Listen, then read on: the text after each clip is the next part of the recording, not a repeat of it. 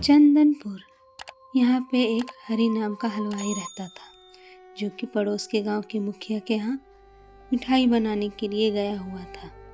ओ हरी, सारी मिठाई तैयार हो गई क्या?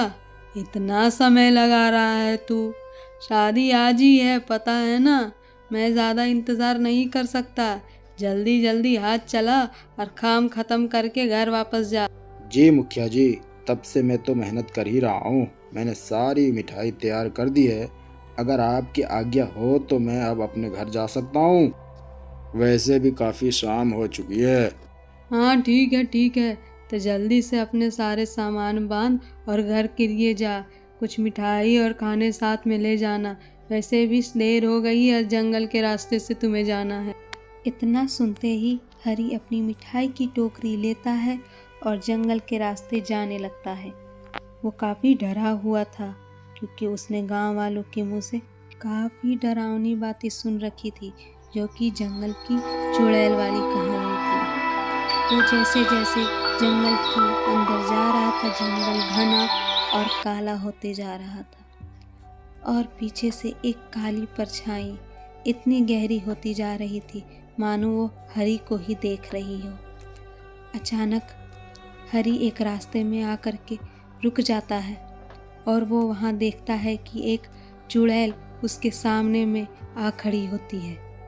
वो चुड़ैल काफ़ी हंसते हुए उसके सामने में आती है और उसे गुस्से में कहने लगती है, काफी दिनों से मैं इंतजार कर रही थी कि कोई इंसान यहाँ आए और मैं उसे खाऊं। आज बहुत दिनों बाद मैं ताजा मांस खाऊंगी, वो भी तुम्हारा। मुझे माफ़ कर दो, मुझसे गलती हो गई है। मुझे जाने दो। मैंने तुम्हारा क्या बिगाड़ा? तुम्हें जो चाहिए मैं वो दूंगा, बस मेरी जान बख्श दो। मेरी बीवी मेरे बच्चे इंतज़ार कर रहे होंगे। सारी मिठाई खा सकती हो, लेकिन मुझे जाने दो। लो, ये सारी मिठाई तुम खा लो। इतना सब कुछ सुनते ही चुड़ैल नीचे आकर के सारी मिठाई खाना शुरू कर देती है। उसे शायद मिठाई कुछ ज़्यादा ही पसंद आ रही थी। वो मिठाई को खाते खाते यही सोच रही थी कि मैं कल फिर ऐसी मिठाई कैसे खाऊं। वो चाहती थी कि इसे डरा धमका करके उसे रोज़ मिठाई लाने के लिए कहे। उसने धीरे धीरे सारी मिठाई ख़त्म कर दी और फिर कहने लगी, वाह वाह, मैंने ऐसी मिठाई कभी नहीं खाई थी। आज तो मजा ही आ गया खा करके। लेकिन मैं तुम्हें तभी जाने दूंगी जब तुम ये मिठाई मुझे रोज ला करके दोगे। मैं बहुत गरीब हूँ, मेरे पास इतने पैसे नहीं हैं कि मैं तुम्हें रोज़ाना ऐसी मिठाइयाँ बना कर ला सकूँ। मुझे माफ़ कर दो, मुझे माफ़ कर दो। मेरे पास पैसे होते तो मैं ज़रूर मिठाइयाँ लाता तुम्हारे लिए। अरे तुम पैसों की चिंता मत करो, मेरे पास बहुत सारे पैसे हैं। मैं अभी तुम्हें ला करके देती हूँ, तुम यहीं पर ठहरो। इतना कहते हुए चुड़ैल उड़ते हुए अपने उस पेड़ पे जाती है जहाँ पे वो रहा करती थी। उस पेड़ पे काफ़ी सारे अशरफियाँ और जेवरात थे, जो कि किसी आदमी को मालामाल करने के लिए काफ़ी थी। चुड़ैल अपने खजाने से कुछ सिक्के ला करके हरी को देती है। हरी उन सिक्कों को अपने घर की तरफ ले जाता है, जहाँ उसकी पत्नी उसका इंतज़ार कर रही थी, क्योंकि आज हरी को घर आने में काफ़ी देर हो चुकी थी। ओ जी, मैं कितना इंतज़ार कर रही थी। तुम्हें पता है मुझे तुम्हारी कितनी फिक्र हो रही थी। और ये क्या, तुम्हारे हाथ में इतने सारे सिक्के, वो भी सोने के कहाँ से आए? मैंने तो कभी इतने सारे सोने के सिक्के एक साथ नहीं देखे। ये हमारे ही है ना? फिर जंगल में हुई सारी घटना हरी अपनी पत्नी को बताने लगता है कि कैसे उसने चुड़ैल से अपना पीछा छुड़ाया और चुड़ैल ने मिठाई के बदले इतने सारे सोने के अशरफ दे रखी थी। ये सारी बातें उसकी पड़ोस की बिमला सुन रही थी और सारी बातें वह अपने पति को आकर के कहने लगती है। ओ जी, तुमने कुछ सुना? हरी ने बहुत सारी सोने की अशरफियाँ लाई है, वो भी जंगल से। मैं तो देख के हैरान हो गई थी। अरे बाबा, इतने सारे पैसे मैंने तो आज तक नहीं देखे। मैं तो कहती हूँ तुम भी कुछ मिठाई बना करके जंगल में लेते जाओ और उस चुड़ैल को मिठाई को भेंट कर देना, और मिठाई के बदले बहुत सारे सोने की अशरफियाँ ले लेना। उस अशरफियों से हम मालो माल हो जाएंगे। विमला एक बहुत लालची औरत थी। उसके दिमाग में यही चल रहा था कि कैसे चुड़ैल से सारी अशरफियाँ अपने कब्जे में ले सके। वह अपने सीधे साधे पति को इस सारे जंजाल में फंसाना चाहती थी और उसे उसी काले जंगल में भेज देती जहाँ वो चुड़ैल रहती थी।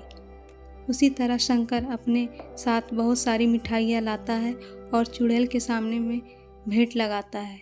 तभी वहाँ चुड़ैल उड़ते हुए उसके सामने में आ जाती है और काफ़ी सारी मिठाइयाँ देख करके वो शंकर के सामने आ खड़ी होती है। आज फिर एक नया इंसान आया है, वो भी मेरे पास। क्यों, तुम लोगों की अपनी जान की कोई कीमत नहीं है क्या? कल भी एक इंसान को मैंने जाने दिया, तो आज बताओ तुम मुझे क्या दोगे अपनी जान के बदले? बताओ। मुझे पता है कि तुम्हें मिठाइयाँ बहुत पसंद है। ये सब तुम्हारे ही लिए बना कर लाया है, लेकिन तुम्हें इसके बदले मुझे बहुत सारे सोने के अशरफियाँ देनी पड़ेगी, तभी मैं तुम्हें रोज़ाना ऐसी मिठाइयाँ ला कर के दूँगा। अगर तुम्हें रोज़ रोज़ इसी तरह की मिठाइयाँ खानी है तो तुम मुझे सोने की अशरफियाँ ला के दो। चुड़ैल शंकर की बातें सुन रही थी। वो आ करके मिठाई खाने लगती है। शंकर की मिठाई भी काफ़ी मज़ेदार बनी हुई थी। वह शंकर की शर्त मान जाती है और शंकर को मिठाई के बदले बहुत सारी अशरफियाँ देने के लिए तैयार हो जाती है। मुझे तुम्हारी बनाई गई मिठाई बहुत पसंद आई है, इसलिए मैंने तुम्हारी हर शर्त मानी। तुम नहीं रुको, मैं तुम्हारे लिए सोने की अशरफियाँ लाती हूँ। फिर उसी तरह चुड़ैल शंकर को भी बहुत सारी सोने की अशरफियाँ देती है। वाह भाई वाह, हमारी तरकीब काम आई है। देखो कितने सारे सोने की अशरफियाँ हैं। जैसा मैंने सोचा था बिल्कुल वैसा ही हुआ। और सुनो, मेरे दिमाग में एक तरकीब चल रही है कि कैसे हम सारे अशरफियाँ इकट्ठे उस चुड़ैल से ले सकते हैं। उसकी लालची पत्नी ने शंकर को एक कुल्हाड़ी दी और कहा, जा उस पेड़ को काट करके जितनी सारी अशरफियाँ लेते आओ। शंकर ने बिल्कुल वैसा ही किया। तुम सभी मानव मूर्ख होते हो। तुम मेरे झांसे में आ गए और मुझे आजाद कर दिया। अब मैं तुम्हें जान से मार डालूंगी। लालच में आए शंकर ने अपनी जान गंवा दी। अंत में हम ये कहानी से बस यही सीखते हैं कि जब इंसान के अंदर लालच का जन्म होता है तो उसके सुख और संतुष्टि को ख़त्म कर देता है।